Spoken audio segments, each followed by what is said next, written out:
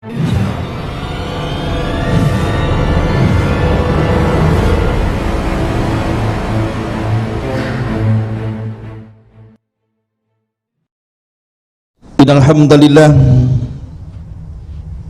nahmaduhu wa nasta'inuhu wa nastaghfiruh wa na'udzu billahi min syururi anfusina wa sayyiati a'malina man yahdihillahu fala mudhillalah wa man yudlil fala hadiyalah. Asyhadu an la ilaha illallah wahdahu rabbi la syarikalah wa asyhadu anna Muhammadan abduhu wa rasuluhu alladzi la nabiyya ba'dah. Faqala Allahu azza wa jalla fi muhkami tanzilihi ba'da a'udzu billahi minasy syaithanir rajim. Ya ayyuhalladzina amanu taqullaha haqqa tuqatih wa la tamutunna illa wa antum muslimun.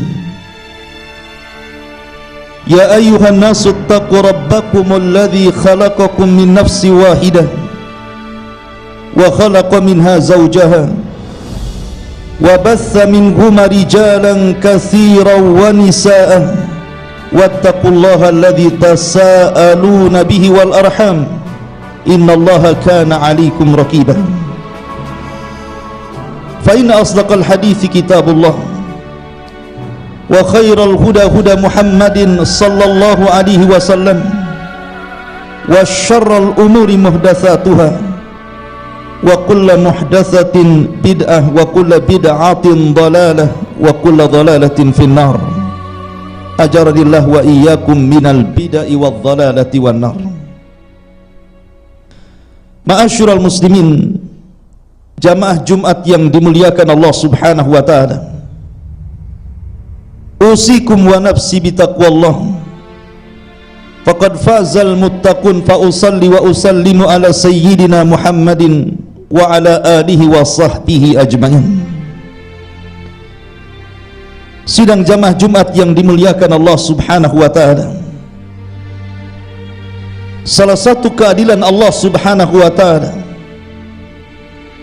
sebelum Allah Subhanahu wa taala membangkitkan hari kiamat, kehancuran alam semesta, adalah dengan memberikan tanda-tandanya. Dan tanda-tanda kiamat itu ada dua. Ada tanda-tanda kiamat kecil dan ada tanda-tanda kiamat besar. Dan tanda-tanda kiamat kecil terbagi tiga. Ada tanda-tanda yang sudah berlaku di zaman Rasul, seperti kematian Rasul sendiri, kematian para sahabat Nabi sallallahu alaihi wasallam, terbebaskannya Baitul Maqdis di tangan Umar ibn Khattab radhiyallahu an, dan begitu seterusnya. Dan yang kedua, ada tanda-tanda kiamat kecil yang sejak zaman Nabi sampai hari ini tetap berlangsung. Tersebarnya perzinahan, perjudian, dan begitu seterusnya. Tetapi yang ingin saya jelaskan pada khutbah kali ini tentang tanda-tanda kiamat kecil yang belum pernah terjadi, tetapi pasti akan terjadi. Karena Nabi sallallahu alaihi wasallam, wa ma yantiqu anil hawa in huwa illa wahyun yuha. Rasul tidak mungkin menghabarkan dari hawa nafsunya. Yang Rasul habarkan murni wahyu yang Allah wahyukan kepadanya. Apa saja tanda-tanda kiamat kecil yang belum berlaku dan pasti terjadi? Dalam sebuah hadis dari Abu Hurairah radhiyallahu anhu, Nabi sallallahu alaihi wasallam bersabda, la taqumus sa'atu hatta yuhsaral furatu an jabalin minadh dhahab yaqtatilun nas alaihi fayaktulu min kulli mi'atin tis'atan wa tis'un wa yaqulu kullu rajulin minhum la'alli akuna ana alladhi anju. Kata Nabi sallallahu alaihi wasallam, tidak mungkin terjadi kiamat besar sampai sungai Efrat akan mengering dan akan tampak gunung semuanya emas. Maka manusia akan datang dari berbagai macam arah, kemudian akan berperang di situ, di mana setiap 100 orang yang berperang, 99 akan mati dan 1 selamat. Kemudian masing-masing orang mengatakan, mudah-mudahan aku yang selamat dari 100 yang mati itu. Ma'asyiral muslimin yang dimuliakan Allah Subhanahu wa taala, hadis ini adalah a'lamin nubuwah, tanda dari tanda-tanda kenabian Nabi sallallahu alaihi wasallam, di mana Nabi sallallahu alaihi wasallam menceritakan sesuatu yang akan berlaku di akhir zaman. Salah satunya mengeringnya sungai Efrat, dan Nabi sallallahu alaihi wasallam menunjukkan secara nas nama tempat itu dengan sebutan Efrat. Kemudian juga dengan nas Nabi sallallahu alaihi wasallam mengatakan bahwa gunung itu semuanya emas. Bukan sebagian orang yang mentafsirkan hadis ini maksudnya adalah bitrul, ataupun kita kenal dengan bahan-bahan bumi yang ada dalam bumi seperti bensin dan yang semacamnya.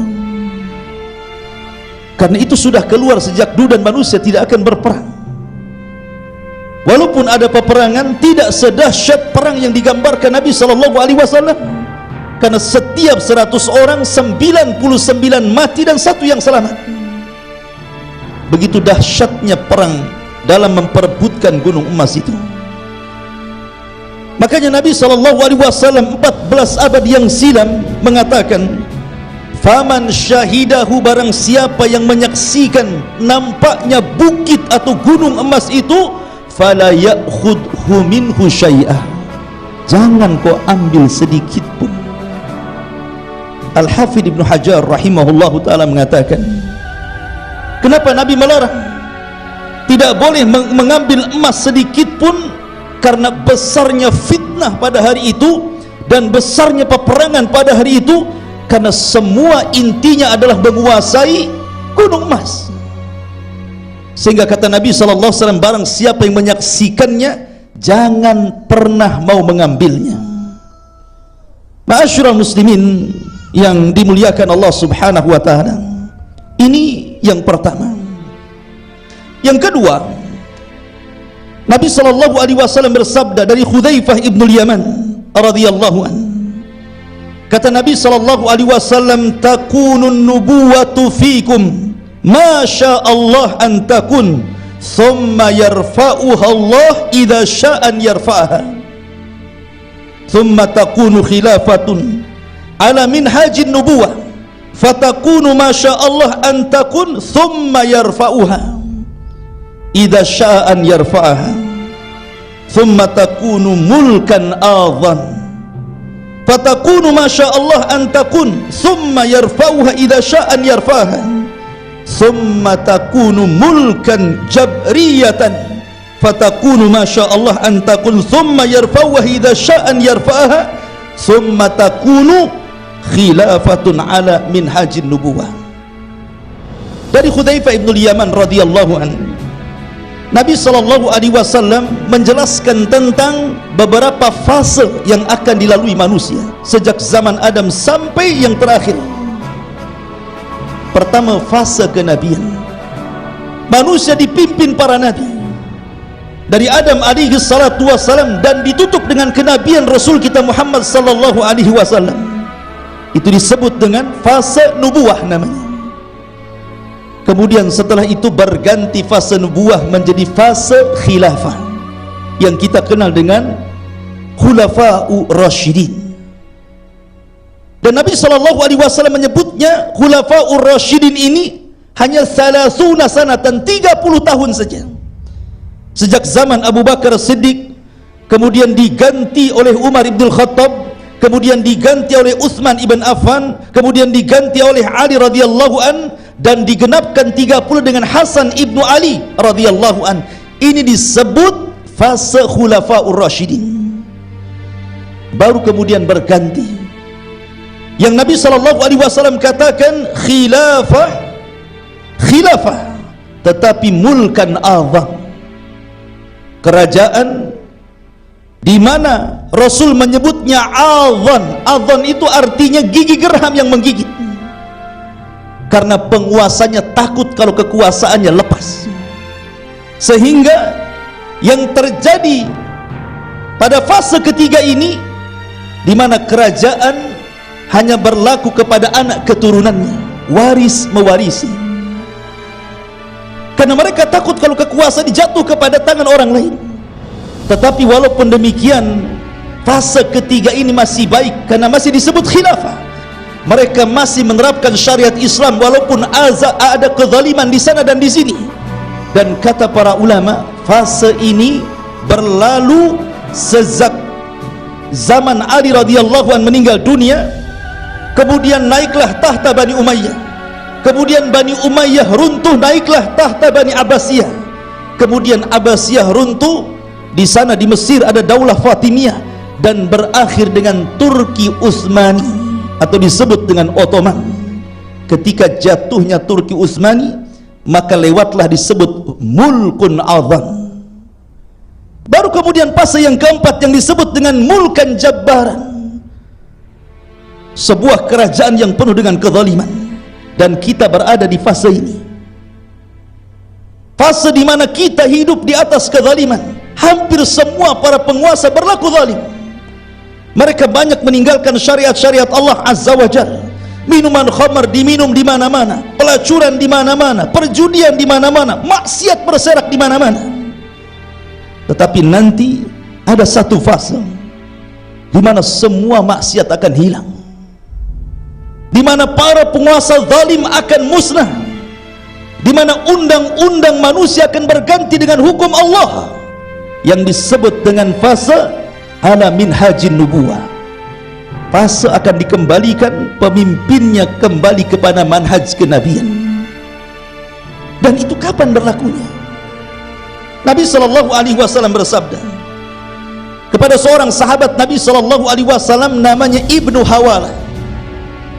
Kata Nabi SAW, "Ya Ibnu Hawalah, idza ra'aital khilafata qad nazalatil ardal muqaddasata faqad danatil zalazil wal balaya wal umurul idham was sa'atu yawma idzin aqrab minan nas min yadi ila ra'sika ya Ibnu Hawalah." Nabi mengutus Ibnu Hawalah untuk berperang, tapi Allah takdirkan kalah dalam peperangan. Sehingga sedihlah Ibnu Hawalah menghadap Nabi SAW.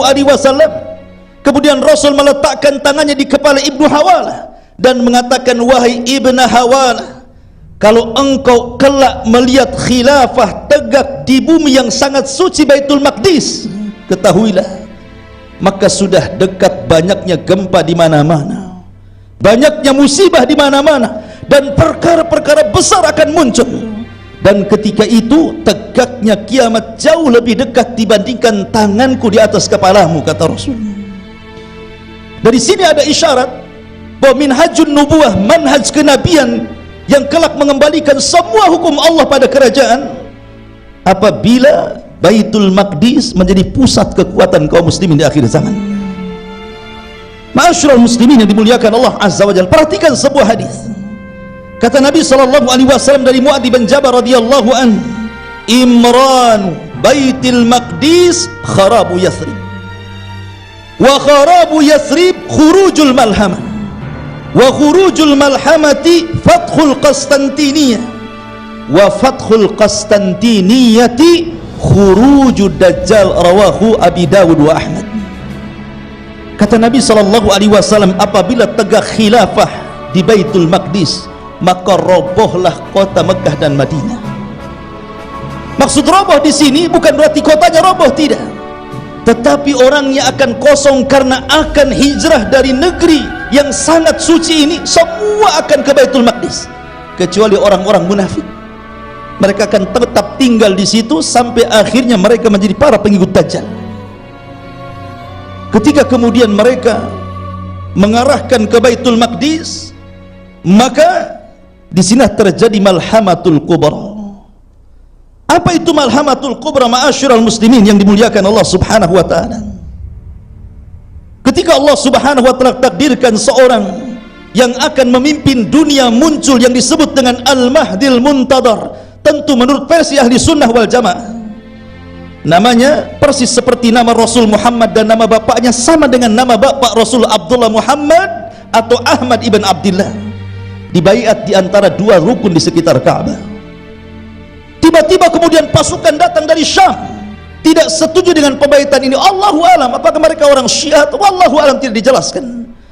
Tapi yang jelas mereka marah, kemudian membawa pasukan besar dari Syam untuk membunuh Imam Mahdi yang baru saja dibaiat di antara dua makom. Ketika pasukan ini sampai di Baidah antara Mekah dan Madinah, maka Nabi SAW bersabda, "Khusifa kullu jaisin." Semua tentara yang akan merangi Imam Mahdi semua terkena gempa dan terperosok ke dalam tanah, termasuk orang-orang yang lalu lalang yang tidak ada kaitan dengan tentara ini. Sehingga Aisyah radhiyallahu anha Ummul Mukminin bertanya, "Rasul, okelah kalau tentara yang akan membunuh Imam Mahdi itu dimasukkan ke dalam bumi. Lah orang yang lalu lalang di situ ikut terkena gempa, ikut mati dan terperosok ke dalam tanah. Bagaimana nasib mereka ya Rasulullah?" Maka Nabi SAW mengatakan, "Yub'atsuna yaumal qiyamah ala niyati." Mereka akan dibangkitkan pada hari kiamat sesuai dengan niat mereka. Ketika terjadi gempa di Jazirah Arab, maka satu dunia orang tahu bahwa yang dibaiat itu adalah Al-Mahdi. Dan ini ciri-ciri yang nampak. Jadi kalau sekarang ada orang yang mengaku Imam Mahdi, baiatlah saya. Kalau belum terjadi gempa di Baidah antara Mekah dan Madinah, dustakan pengakuannya. Karena itu ciri yang paling tampak berdasarkan hadis Nabi SAW. Maka ketika itu Al-Mahdi berangkat dengan pasukan dari Madinah menuju Syam. Ma'asyiral muslimin yang dimuliakan Allah Azza wa Jalla, kaum muslimin kala itu sudah melakukan perdamaian bersama Eropa, orang-orang Romawi Nasrani. Dan ketika terjadi hudnah, perdamaian antara orang muslim dengan orang-orang Nasrani Romawi, menunjukkan kaum muslimin di akhir zaman itu memiliki kekuatan. Karena kalau tidak memiliki kekuatan, tidak mungkin mereka bekerja sama. Pasti mereka akan diperangi. Dan mereka memerangi musuh di belakang mereka. Wallahu a'lam, musuh di belakang mereka itu siapa di sini? Boleh jadi Cina, boleh jadi Jepang, boleh jadi wallahu a'lam. Karena Nabi SAW tidak menyebutkan di mana musuh yang akan diserang. Tapi yang jelas bahwa Allah menangkan pasukan kaum muslimin yang bekerja sama dengan pasukan Romawi. Ketika perang dimenangkan, tiba-tiba seorang rajulun Nasrani, orang Nasrani ini mengklaim bahwa kemenangan itu adalah kemenangan mereka. Mereka mengangkat salib dan mengatakan, "Ghalabas salib, ghalabas salib." Salib telah menang, salib telah menang. Tiba-tiba seorang muslim marah, mengambil salib, kemudian mematahkan, kemudian membunuhnya dan mengatakan, "Balillah ghalab." Bahkan Allah yang memenangkan perang ini, bukan kalian. Kemudian mereka pun marah kepada seorang muslim yang membunuh seorang Nasrani, dibunuhlah. Kemudian mereka mulai mengingkari perjanjian perdamaian itu. Disinilah persiapan terjadi Malhamatul Kubra, di mana tentara orang-orang Romawi mereka berada di A'mak. A'mak itu mana? Di Antakya, Turki. Sampai kepada Dabik. Dabik itu di daerah Halab, Suriah. Jadi pasukan mereka dari Antakya, Turki sampai ke Halab. Lalu di mana pasukan kaum muslimin? Pasukan kaum muslimin, kata Nabi SAW, "Fustatul muslimin bil Ghutah bid Damaskus." Pasukan kaum muslimin akan tinggal di Ghutah, satu tempat namanya Damaskus. Di zaman Rasul belum ada Damaskus, tetapi Rasul sudah mengatakan tentara kaum muslimin di Damaskus. Kalau ini bukan mukjizat, apa namanya? Di zaman Rasul belum ada Damaskus, tapi Rasul sudah menyebutkannya mereka tinggal di Damaskus. Ini alamat nubuwah. Maka ketika kemudian pasukan ini berhadap-hadapan, di sini terjadi kemurtatan yang begitu banyak dari pasukan kaum muslimin. Melihat tentara Romawi yang jauh lebih besar dibandingkan tentara mereka, maka sepertiga pasukan murtad. Sebagian mereka lari dan sebagian mereka kemudian bergabung dengan orang-orang Romawi. Kata Nabi SAW, dan ini seburuk-buruk pasukan, la yatubullahu alaihim, Allah tidak akan menerima taubatnya sampai kiamat. Kemudian pasukan yang sepertiganya lagi mereka mati gugur syuhada, dan sepertiganya lagi mereka lah yang memenangkan perang itu. Dan Malhamatul Kubra hanya terjadi 4 hari. Di hari pertama terjadi besar-besaran peperangan, dari pagi sampai malam tidak berhenti. Semua pasukan banyak yang mati, hanya sedikit yang selamat. Kemudian hari kedua juga sama, banyak pasukan yang mati, hanya sedikit yang selamat. Hari ketiga juga sama, tidak ada yang kalah, tidak ada yang menang. Pasukan kaum muslim banyak mati, pasukan orang-orang ramai juga sama saja, tidak ada yang kalah, tidak menang.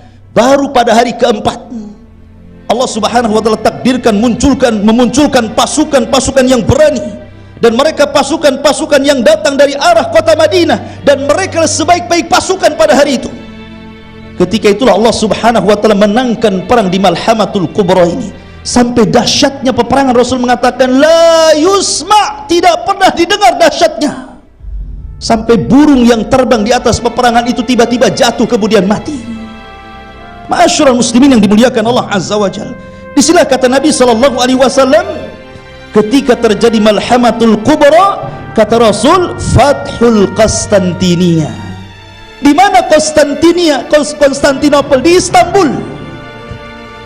Ketika itu Istanbul dikuasai orang-orang Nasrani. Maka kemudian orang-orang muslim tempatan, mereka bergabung dengan tentara Malhamatul Kubra, dan di sini terjadi peperangan, tapi tidak ada yang beradu fisik. Ketika mereka menaklukkan Konstantinopel, tidak berperang, maksudnya tidak adu fisik. Lalu bagaimana caranya mengalahkan Konstantinopel? Cukup dengan takbir Allahu Akbar, tiba-tiba kota itu jatuh. Kata Nabi SAW, pernah kalian mendengar satu kota yang separuhnya ada di laut dan separuhnya ada di darat? Kemudian Nabi SAW mengatakan, nanti di akhir zaman mereka akan membawa pasukan besar sebanyak 80 ghayah, 80 daulah akan bersatu, dan setiap satu daulah membawa 12.000 pasukan melawan kaum muslimin. Artinya besar sekali pasukan mereka. Tetapi Allah subhanahu wa ta'ala menangkan dalam peperangan ini. Hanya cukup bertakbir, tiba-tiba kota yang separuh di lautan langsung roboh, dan kota yang di daratan langsung roboh, dan mereka bisa menguasai Konstantinopel, Istanbul pada hari nanti di akhir zaman. Ketika mereka sudah lelah perang, pedang mereka sudah diletakkan di pohon-pohon zaitun, di sini tiba-tiba terdengar teriakan bahwa Dajjal muncul dari arah Syam menuju keluarga mereka yang sedang ditinggalkan berjihad. Maka mereka mengutus pasukan. Ternyata kabarnya tidak benar. Rupanya itu hanya hoax saja. Ketika mereka pulang meninggalkan ghanimah harta rampasan perang, disitulah Dajjal muncul. Dan inilah tanda dari permulaan tanda-tanda kiamat besar. Aqulu ma tasmaun, aqulu qauli hadza wastaghfiru innahu huwal ghafurur rahim.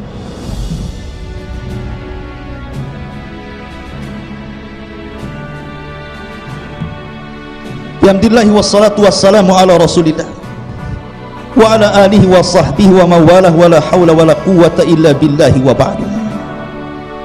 Hudzaifah ibn Uzaid al-Ghifari radhiyallahu anhu, dia pernah mengatakan, suatu ketika kami sedang duduk bersama para sahabat bercerita tentang kapan kiamat terjadi, dan mereka selalu bercerita seperti itu karena Nabi SAW memang selalu bercerita tentang kiamat. Kemudian kata Nabi SAW, ma tadzakarun, apa yang kalian bicarakan di sini? Maka sahabat mengatakan, nadhkuru sa'a ya Rasulullah, kami ingat akan terjadi kiamat besar wahai Rasul. Maka Nabi SAW mengatakan, innaha lan taqumas sa'a, kiamat itu tidak mungkin terjadi hatta tarawna qablaha 10 ayat, sampai kalian melihat sebelumnya 10 tanda-tanda kiamat besar. Bedanya tanda-tanda kiamat besar dengan tanda-tanda kiamat kecil, kalau tanda-tanda kiamat kecil terkadang muncul, terkadang tenggelam. Tapi tanda-tanda kiamat besar kalau sudah satu muncul, maka akan terus muncul. Satu hilang, maka muncul yang lainnya. Yang lainnya hilang, muncul lagi yang lainnya, sampai kiamat dibangkitkan. Kemudian Nabi SAW, walaupun dalam riwayatnya memang tartibnya berbeda-beda, ada yang Dukhan dulu, ada yang Dajjal dulu, tetapi Al-Hafidh Ibn Hajar rahimahullahu ta'ala menukilkan perkataan para ulama yang paling mendekati dengan dalil-dalil bahwa tanda-tanda kiamat besar itu dimulai dari munculnya Dajjal. Yang kedua, turunnya Isa bin Maryam. Kemudian yang ketiga, munculnya Dabatul Ardi, binatang yang melata, yang bisa bicara. Ada yang mengatakan bahwa bukan Dabatul Ard, tapi munculnya Ya'juj wa Ma'juj. Setelah munculnya Ya'juj dan Ma'juj, baru kemudian muncul dukhan. Dukhan itu asap tebal dari langit, bukan asap yang dari bumi naik ke langit. Memang sudah ada di langit asap tebal itu. Baru munculnya dukhan, terbitnya matahari dari arah barat. Baru setelah itu munculnya dabah, binatang yang melata yang keluar dari perut bumi. Kemudian setelah itu muncul gempa yang menghabiskan bukan hanya satu kabupaten, satu negara, bahkan bernegara-negara bisa hancur dengan gempa ini. Pertama gempa dari arah barat, kemudian gempa dari arah timur, dan berakhir dengan di Jazirah Arab. Dan alamat yang terakhir, munculnya api dari Aden Yaman yang bergabung dengan api Hijaz, kemudian menggiring manusia ke Syam. Disitulah kata Nabi SAW, la taqumus sa'ah illa ala syiraril khalqi. Tidak mungkin tegak hari kiamat kecuali mengenai orang-orang yang paling buruk yang hidup pada hari ini. Artinya kiamat tidak mungkin terjadi kepada seorang mukmin, hanya terjadi kepada orang kafir saja. Mudah-mudahan dengan bercerita tentang tanda-tanda kiamat menebalkan keimanan kita kepada Allah Subhanahu wa taala di hari Jumat ini. Innallaha wa malaikatahu yusalluna 'alan nabi ya ayyuhalladzina amanu sallu 'alaihi wa sallimu taslima. Allahumma ighfir lil muslimina wal muslimat wal mu'minina wal mu'minat al ahya'i minhum wal amwat innahu qaribun mujibu da'wa ya qadiyal hajah. Allahumma arinal haqqa haqqan warzuqna ittiba'ah wa arinal batila batila warzuqna ijtinabah. Allahumma nas'alukal huda wat tuqa wal afafa wal ghina. Allahumma nas'alukal jannah wa na'udzubika minan nar. Rabbana la tuzigh qulubana ba'da idh hadaitana wa hab lana min ladunka rahmatan innaka antal wahhab. Rabbana atina fid dunya hasanah wa fil akhirati hasanah wa qina adzabannar. Wa sallallahu ala sayyidina Muhammad. Qumu lis salatil jum'ah rahimakumullah.